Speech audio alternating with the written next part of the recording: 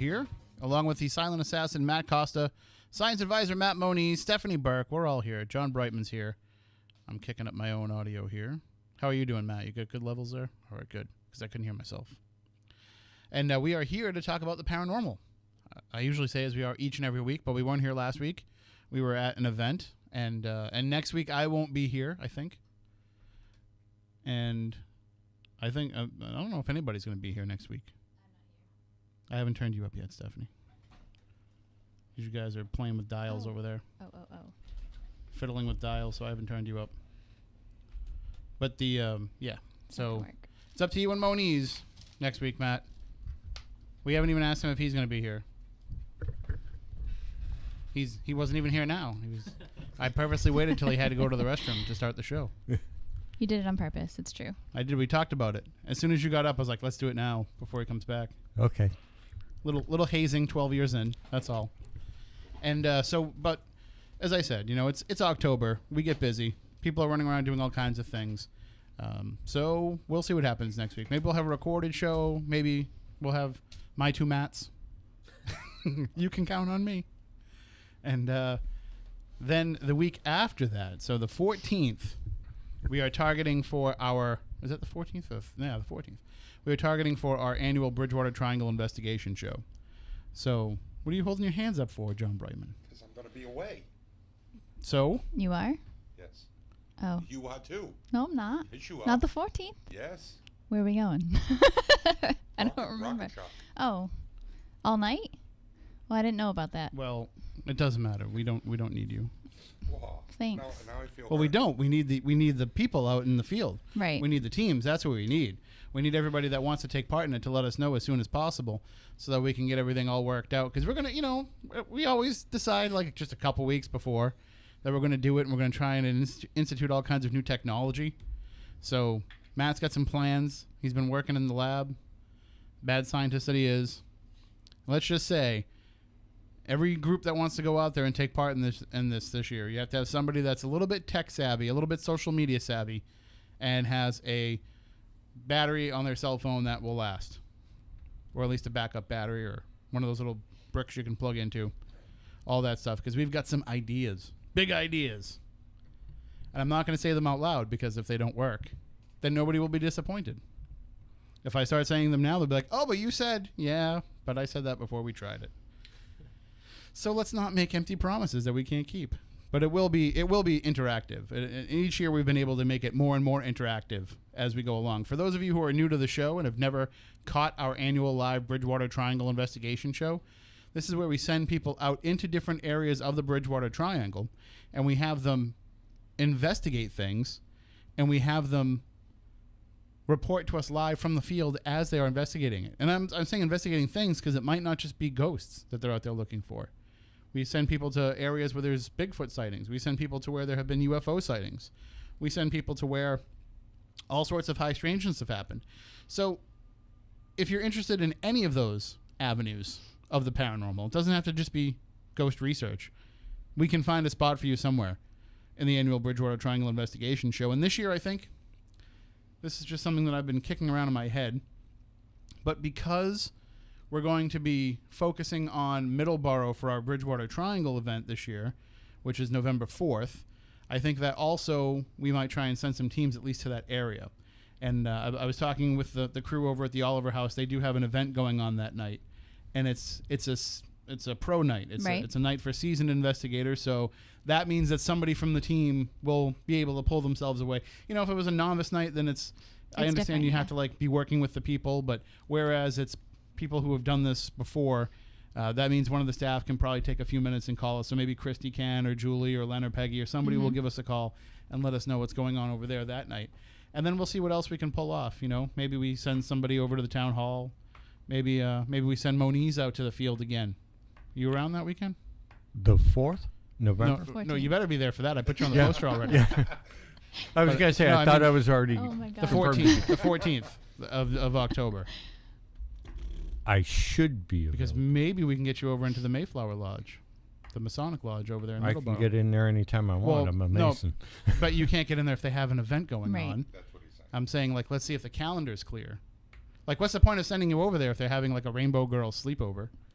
Like, first of all, Yeah. I think legally you're not allowed in the building if that happens. Funny, This is funny. getting weird. But if there's, if they're not doing anything, if they don't need the building for the night, maybe we can send you over there. Yeah. But I'm just saying, like, if there's something going on, I don't want to be like, oh, Moniz, go and try and investigate and see what happens. But there's also this dinner happening, so you're going to have to try to work around that. That just wouldn't be fair. We can find a different spot if you want to be out in the field. It's definitely a great location. If you don't want to be out in the field, you don't have to. I'm not going to force you.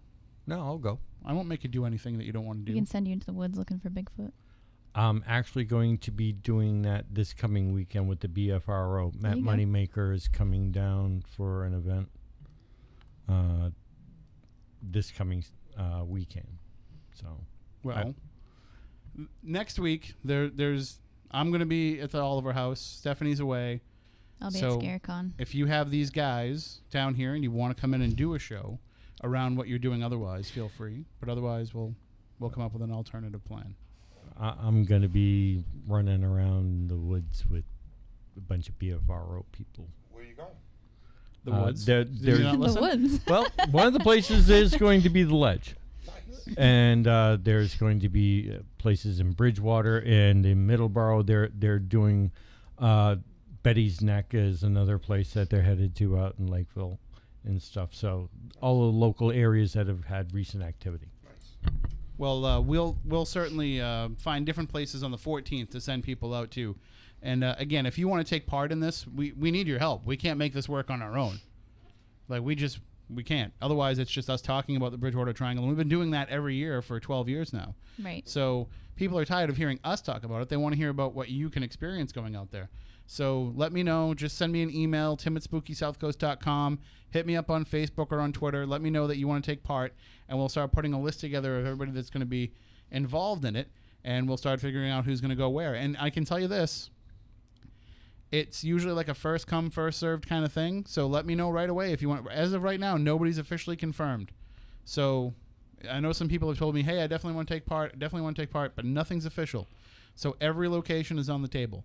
So reach out early, and then that will guarantee that you'll get your first choice of where it is that you want to head out and investigate. But it doesn't really matter in the end because there's so many different great places to go. And we'll always find somewhere to put somebody. And some people want to do it, but they don't want to go out on their own. Right. So we usually We try can- to hook you up with We can a find team. people. So many ghosts, so little time. There's a team that came together because of that. Right. Very true. So feel free to reach out, even if you don't have a team and you just want to take part. We're certainly not going to send you out into the woods or anything alone. That's not safe. So we'll find somebody for you to partner up with for the night, and who knows where it may go. You may start a new paranormal team as a result of it. You may never even know. you may even get married. It's 2017. We don't judge. So tonight we have a huge show for you. Tonight we're going to go down some weird and different avenues. And in the first hour, we're going to be joined in just a bit by Jim Andre, who, if you live on the South Coast, if you live in the New Bedford area, Jim has been creating quite a buzz lately. He was featured on Paul Santos's New Bedford Connections cable access talk show, and the video clip of that went, viral for this area, but it went viral. Jim is somebody who researches UFOs and who has been abducted in the past. And I don't want to give away too much of his story because he's going to share it with us in just a few minutes, but he was abducted and came back with a tattoo. And John, it's good that you're here tonight because there might be some tattoo-related questions that you would have as a result of this. It's very interesting. We have photos of the tattoo that will be showing on Spooky TV at SpookySouthCoast.com. We have some evidence that Jim has provided on the internet of his experiences with UFOs. So we're going to get into all that. And then in the next hour, we have a legend coming on the show. We have the amazing Kreskin joining us. Are you familiar with the amazing Kreskin? Stephanie, you know I am. Kreskin? I like you I'm- always ask me first, I know. assuming I don't Well, know. no, because everybody else was nodding, so that's why I was asking you, because you weren't nodding. I was reading. And also, like, you're the youngest one in the room. I so am. It wouldn't be... If you had said, I don't know who the amazing Kreskin is, I wouldn't have been like, are you serious? You don't know who Kreskin is? I only say that when I ask if you've seen certain movies. Movies, And you say yes. no. Usually in the horror genre. Are you serious? You've never seen that? I don't watch horror movies. I'm sorry I don't. Well, It's never going to happen. we will be joined by the amazing Kreskin coming up in the next hour, and I think that you'll probably have some pretty interesting Absolutely. questions for Kreskin, considering he's a mentalist. Which I and- love.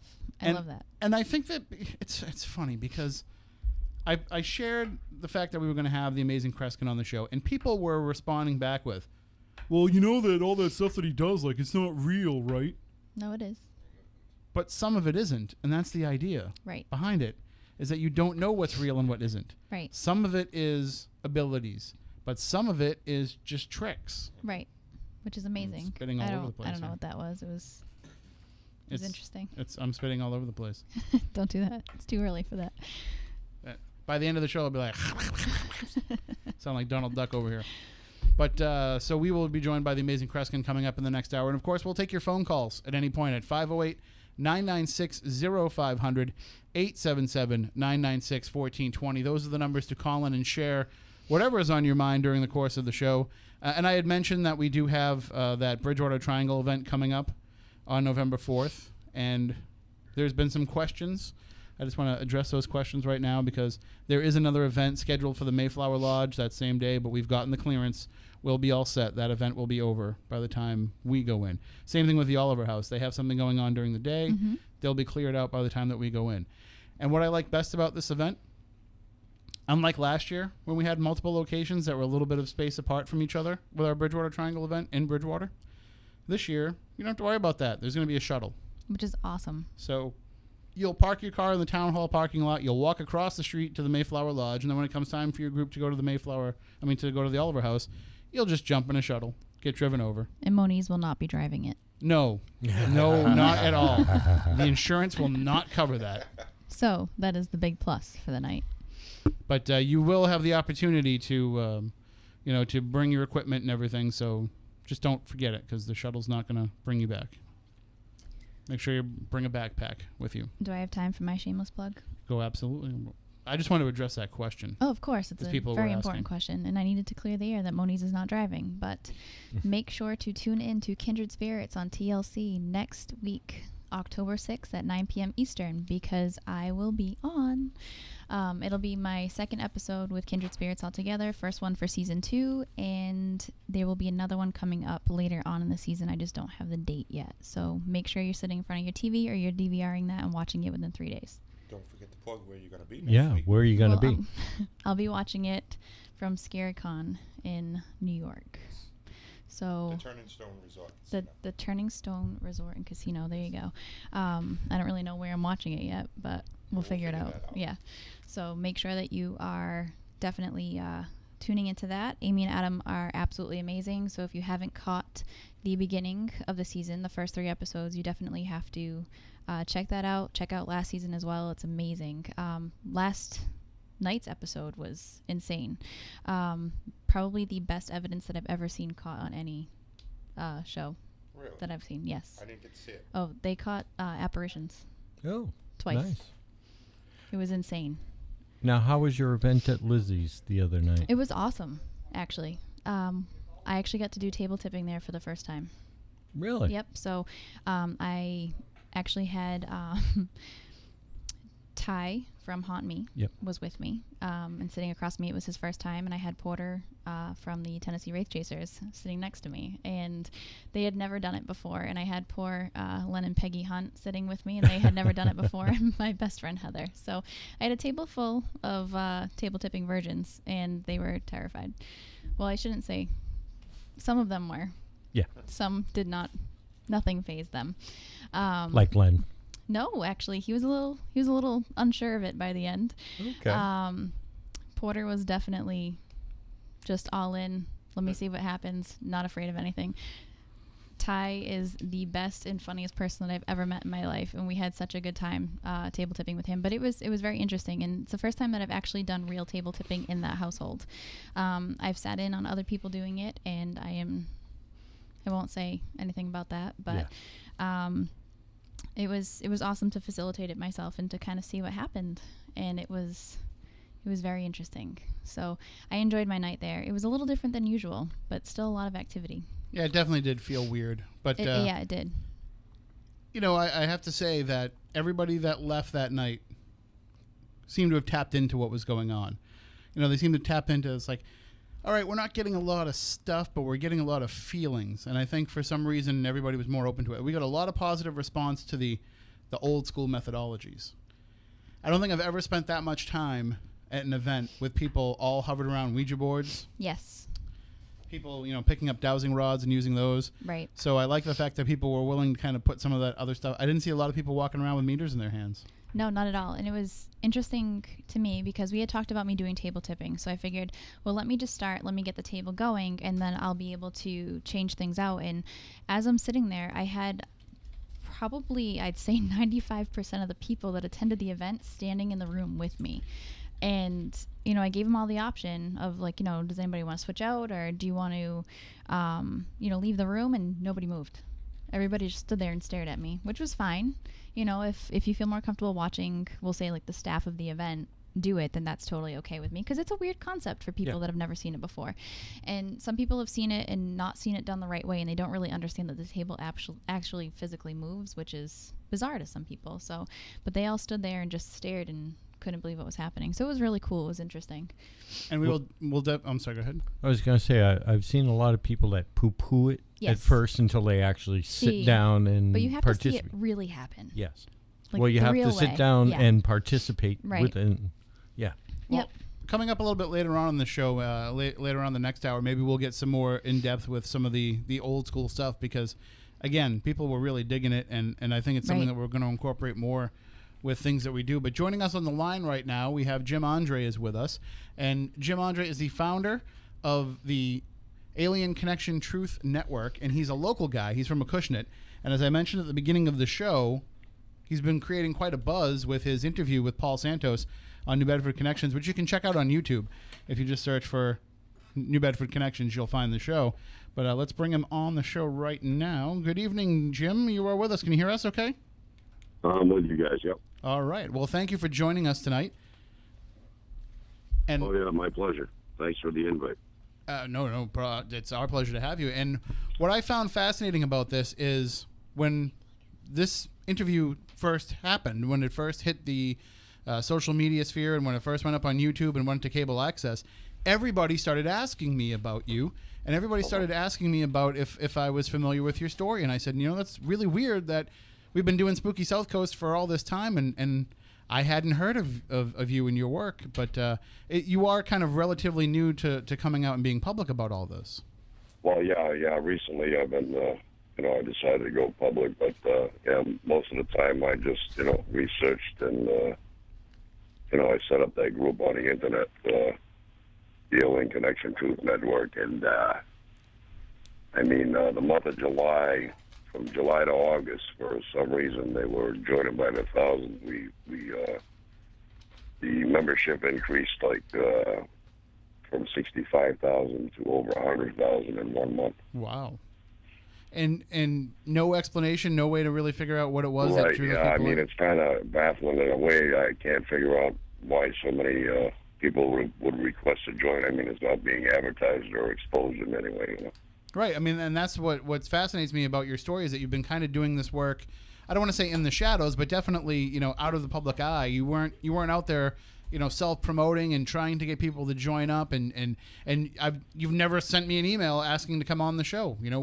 We actually reached out to you. So it's very interesting that, all of a sudden people are finding you like this. It's almost like something's telling them that they need to talk to you. But it would be interesting to try to find out, how or why that happened. But I just can't, I can't wrap my head around that, because that's unusual. Joining, by the thousands like that in 1 month. So I watched a little bit I watched the interview that you had with Paul Santos. So I have a little bit of your background. You worked for a bus company and also as a constable. So you weren't somebody that was running around in ufology circles in your professional life. Well, no, I know of researchers and stuff like that. Mm-hmm. I know a couple of people, that have been in the field for a while, doing this type of work. But it wasn't like you were an airline pilot or anything, and no. And having a reason to reach out. Constable, So then what led to the creation of the network, of the Alien Connection Truth Network? Well, what inspired me was I've actually, like, you've probably seen on the video that they state that I've been abducted, which is, seems bizarre, but that's what happened. Well, it's not really bizarre on this show. Not by a long shot. You know what I mean? The majority of people think you're, probably a crackpot when you say things like that. But. Speaking of crackpots, my co-host here on the show, Matt Moniz, he has been a UFO researcher for a long time, specializing in abduction cases. So he's, quite familiar. I mean, this is definitely a show where you can come on and share everything and not worry about that kind of stuff. That's a good thing. I mean, that was part of the reason why I, reached out on the internet there, And for people likewise, with interest in the subject, So take us through that abduction experience that led to all of this. Well, I was at home. I was on my computer. It was about 9:15 p.m. The reason why I remember that vividly is because the last thing I remember that evening was looking at the lower right-hand corner of the computer monitor, and it said 9:15. And then it was just like I went out, and I came, I awakened, and I'm looking around, just basically wondering where I was at, and I glanced over at the alarm clock, and it was 2:57 a.m. So, and that's actually 3 minutes before I usually get up for work, because I work for the bus company. I used to get up early, and looking around, trying to, gather my thoughts and everything, and all of a sudden I felt this intense burning sensation on my right forearm, and when I looked down, there was a tattoo on my arm that resembled an alien gray. And at that point, I didn't know what to make of it. I didn't know if I was dreaming. I was actually beside myself.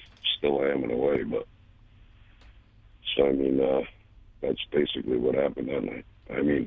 I kind of like get some memory that I can almost grasp, other than just the tattoo itself, but.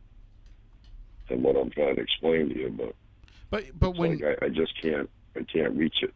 It was just complete missing time for you. No, just from 1 second to another is kind of all you remember. Right, exactly. In other words, it was just like missing time, and that was the result, I guess. I don't know. Now I have some questions for you, Jim. Yes. All right. Now, you said the last thing you remember is looking down to the lower right-hand corner of the computer and seeing the time. That's how you know you're okay. Right. And I believe it was on a Wednesday night. I recall. The year? It was like the middle of the week. And that's about it. And then awakening, It was 2000. It was 2000 and what? I believe it was 13. 2013. I should have, something like this, I should have actually made notes of, but I really didn't, because I kind of like myself didn't really believe it to begin with. Okay. Now, going from where you last remember looking at the computer lower right, and then you said your next memory is looking at your alarm clock. So you're Correct. saying you woke up in a different room or came to consciousness in a different room? No, I was sitting in the same chair on my computer. Okay. Same room. And when I looked over, the time was 2:57 a.m. Okay. Yeah, I think you were saying you didn't even set your alarm clock. No, I didn't. I hadn't set it yet because I hadn't gone to bed yet. You know what I mean? Okay. So it was. It's very weird that it was exactly just a few moments before you would have normally gotten up to go to work. Yeah. In other words, I actually woke up like 3 minutes prior than what I usually would have woke up if the alarm clock would have went off. It's like you were on a certain time window that they had to get you back before you would realize what was going on. Yeah, well, which is, I don't know if that's coincidental or what it is, but that was the time frame. Well, your body normally is attuned to waking up at a certain time. You would think so. Yeah. Try being somebody that gets up at 3 or 4 in the morning every day and see if that happens. Right, Jim? You know what I'm talking about. I agree with that. They say we have a biological clock. Yeah, we do. And like I said, I've been getting up early like that for the last 10 years. So. And I think we have a photo of the tattoo. Matt, did you get the one I sent to you? Okay. So, and this is very interesting because I mean, you have tattoos, Jim, so you're familiar with the process. You're familiar with what it's like to get a tattoo, what it should feel like when you have a tattoo. And then all of a sudden you come back into consciousness sitting at your computer, look down, and this thing's on your arm. And it didn't look like a normal tattoo would, something that had just happened if you had come out of a tattoo parlor. Right. And actually there was no bleeding on it.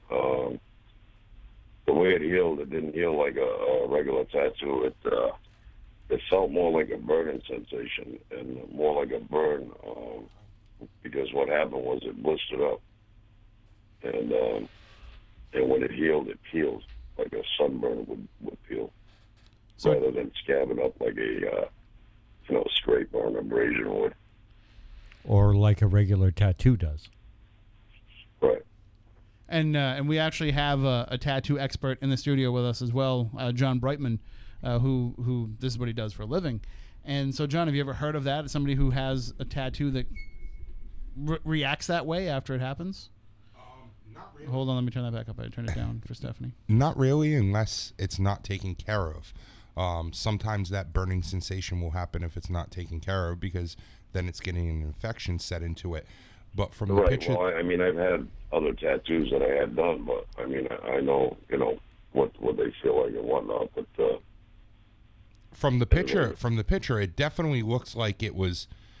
To me, it almost looks like if you were having laser removal, because that's what it would look like with laser removal. Yeah, it's that burn sensation. In my mind, the way it felt and the way it healed, that it would be a completely different process of. Right, it was more like laser tattooing. Put in. Yeah. Yes, it was more like a laser put in from what you're saying, but it definitely looks like the way it's been healed and the way it's in your skin. It definitely looks like it was almost lasered off per se. So I can understand what you're saying about the burning sensation of saying it was put in that way, because that's what it looks like. Yeah, well, I mean, I really don't know, to be honest with you, but I mean, that's what I'm assuming anyway. Have you had it looked at by a dermatologist? No, but I plan on that. I've already talked with Paul Santos, New Bedford Connections, and we're going to plan on doing a show where I'll take a polygraph on the show regarding my claims. So. That's the lawyer in Paul right there. Yeah. Well, no, actually, that was my idea. I volunteered for that. Well, I mean, obviously, if you are out there telling the story, it's not something that would be hard for somebody to say, oh, he's making that up. Because look, here's a picture of him from 1998, and he had this alien tattoo on his arm already. So the fact that you're able to give these dates and can prove to people, like, no, it wasn't here then, it was here then. It just happened like that, and there's no period of healing like it would have happened, where you would have seen it the way that it would have. Actually was like healed in like 3 days. You know what I mean? It would be interesting to see what the dermatologist says if they do take a little bit of skin or do like a skin sample to see what type of material is in the ink. Yeah. You're in my head, John. Took some pictures of the tattoo. I sent him some pictures, and he's an expert, like in Photoshop technology and and all that. And he did what he called in-depth enhancements on it. Mm-hmm. And believe it or not, he showed me what it resulted in, and it was kind of like weird because it's got like different symbols that appear. And one of them is an astronaut. Oh, really? Yeah, and one is like there's a couple of like images that show that looks like an alien. And there's a couple other things there that, it's pretty interesting. Now, did you take pictures of it right after it happened? I'm sure you must have. Actually, I didn't know. Really? Yeah. All right. A couple of other physical questions. Did you notice? I was kind of like in denial for a while there. You know what I mean? I just try to like. I know exactly what you mean. I just try to like not even think about it. Did you notice that there was a difference in the skin? Like, was the hair in that area gone, or was the hair still there?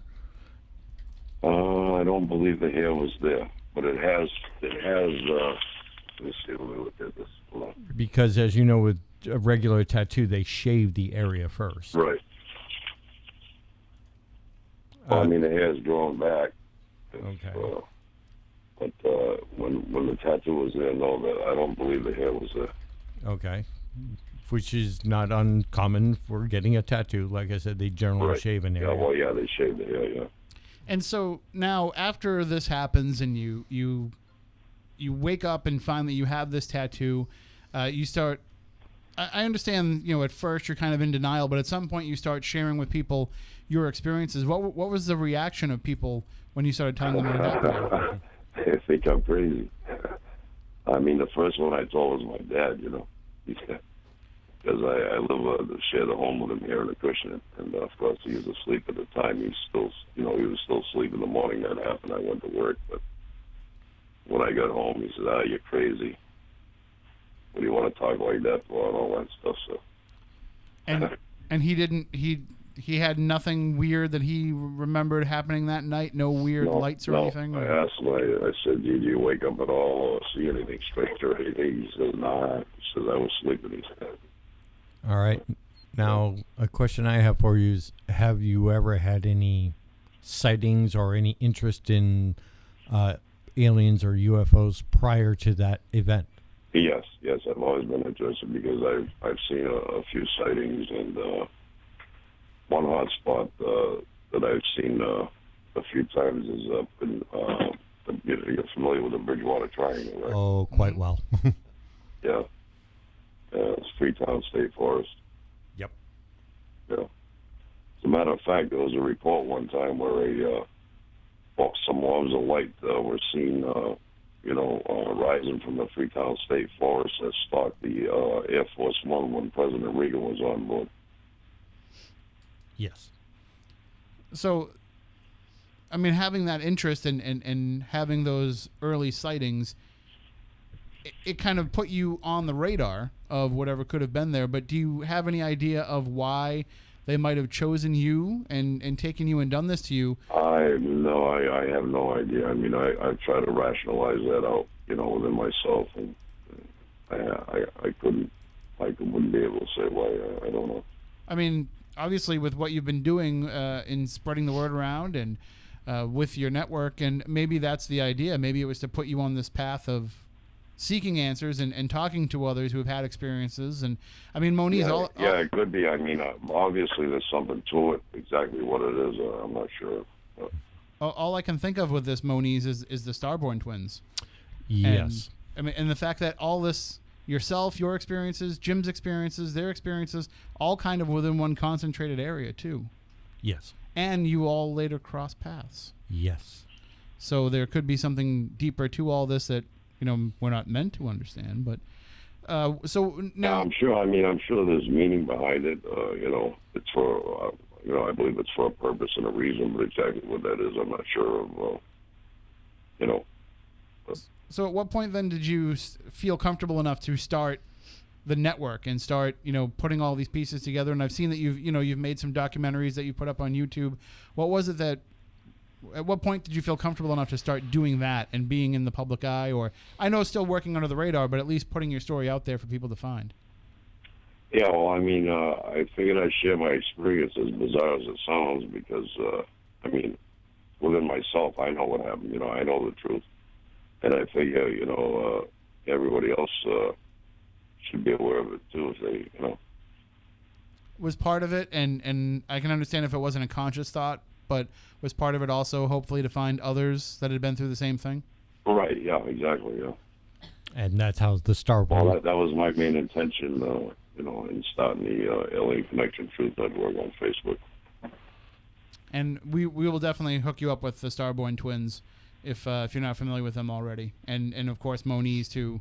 You guys all need to network. I think that was kind of the point of all this, was to kind of make this all come together. Well, yeah, that would be great. I mean, if there's other experiencers that want to get together, sure, I'm all for it. We if only do there was a convention where everybody got together. I was just going to say, I'm putting together the convention for next year for And where's that going to be at? It's going to be in Wareham, actually. Oh, okay. You know, Where? we're still working out all of the details. Oh, I see. Yeah, sure. I'd love to be a part of that. We would love to have you. Used to be held up in Maine every year, but unfortunately, due to logistical reasons, and we don't have access to certain places that we did. It's now going to be held down this area. And, so yeah, and the fact that nobody wanted to go to Maine, so now you're just coming to the Maine of Massachusetts, going to Wareham. Yeah, basically, not that far off. Actually. But and that's the thing about this is I found that over the years as we've talked to different abductees, that is what a lot of people are looking for. They're just looking for either the chance to have somebody else that has had a similar experience and that they can kind of work out their own issues with, and then also some people are driven toward helping others. And it seems like, Jim, like you're one of those people that's been driven toward helping others with their own experiences, even as you've struggled to kind of accept what happened to yourself. Yeah, exactly. I mean, it's hard to talk about, really. I mean, for whoever's been through it, and I mean, because people they think you're crazy, Have you tried regression therapy? Have you looked into that at all? I thought about that too. I mean, I'm going to take certain steps, which will help resolve whatever is going on, I know Moniz can help you with that as well. Yeah. If you choose to go that route.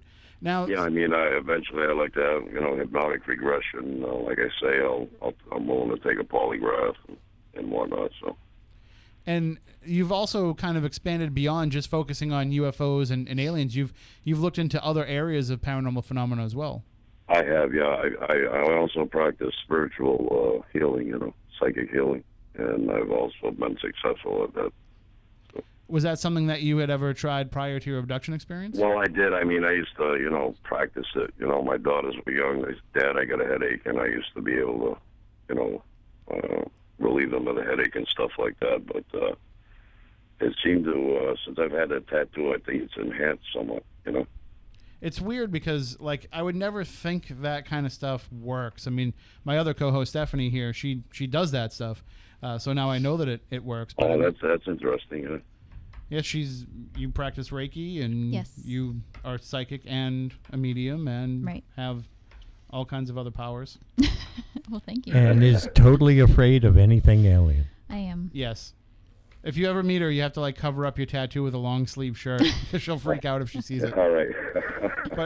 but I mean, that's true though. I mean, some people have that kind of ability without even realizing it. Like I have this technique that I do when somebody has a headache. I think I've done it for you before, Stephanie. I don't remember. Somebody has a headache and I put my finger in the middle, and then I grab the two eyebrows and I kind of just massage it for a couple seconds. Then I'll usually go like that, and their headache goes away. And somebody taught me that when I was younger. Right. And I was like, it's total BS, but it works. But it seems to work. And then when my son was younger, if ever he got hurt and was in pain, I would always say, hold on, calm down, take a breath. Where does it hurt? I'd put my hand on it and I say, I'm taking away the pain.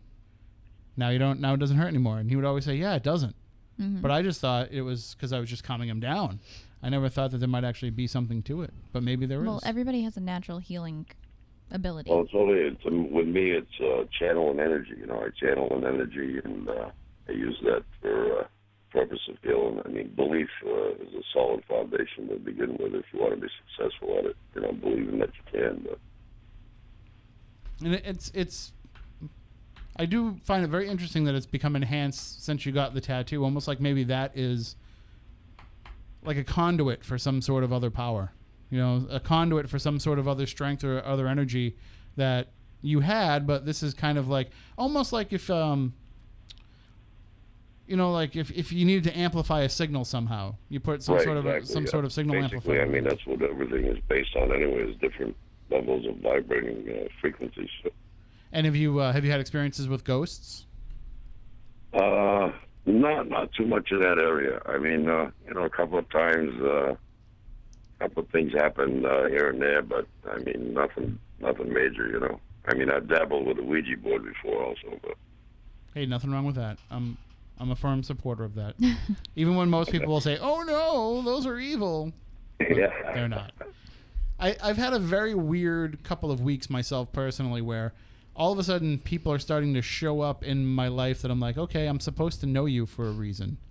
And I think that that's kind of, there's definitely something weird and strange going on in the air right now. And I know that you've had other visitations too, Jim, as well. I remember seeing the photo, and I think I sent it to you, Matt, if you wanted to use it on the screen. But you showed Paul Santos showed a photo on the show of a UFO actually hovering over your house. Correct. Yeah. So yeah, they've we been showed that on the show there. Yeah. So they've been coming back again and again then since you've had your abduction experience. Well, that was actually I believe that photo was before the abduction, not after. Okay. But they have been coming back since?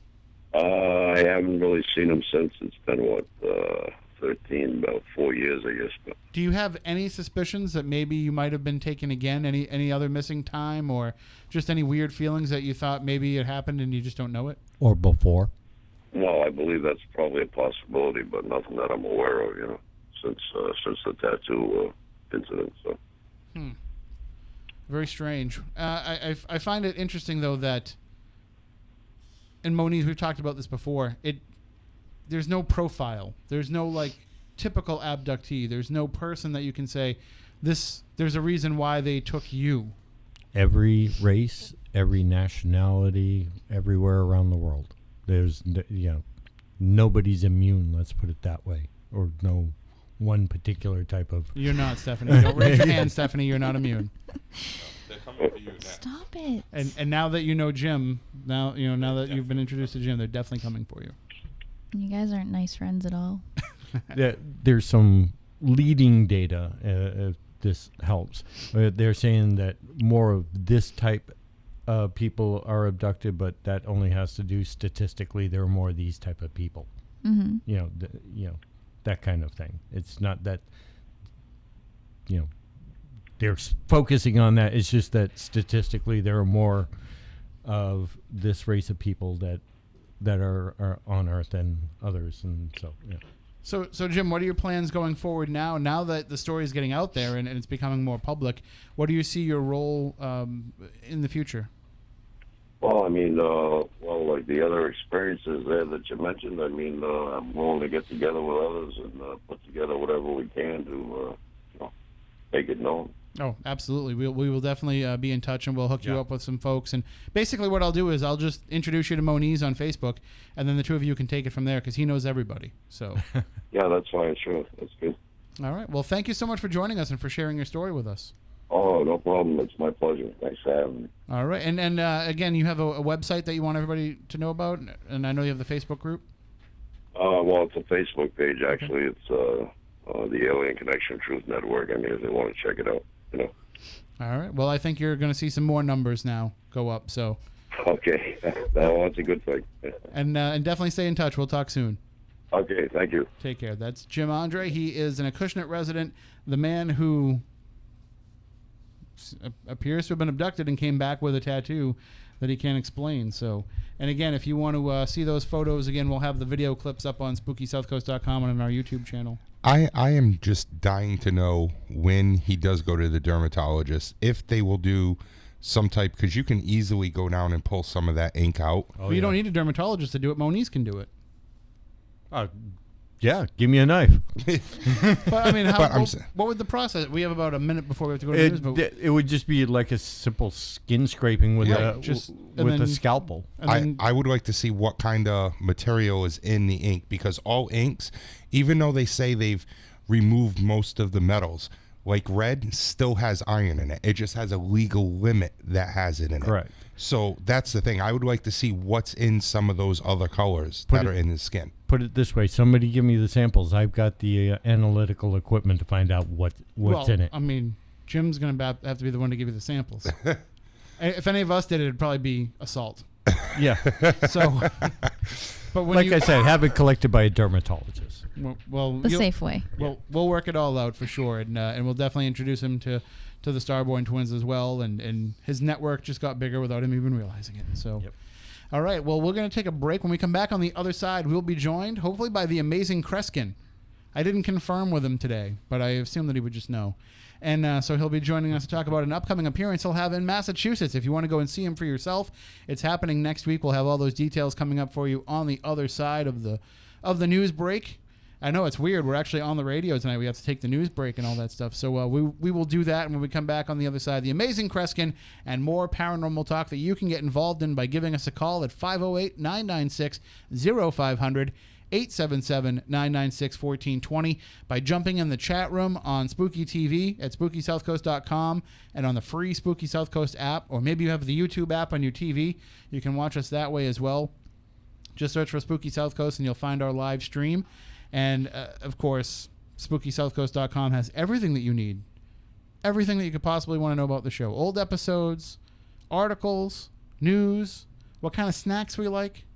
It's all up there. The snacks are actually in the studio tonight, so we will spare you snack talk. But just be aware that it's there if we need it. There is a large bag of Swedish fish. Of course there is. So we'll take a break for the news. We'll come back with more coming up in just a bit here on Spooky South Coast.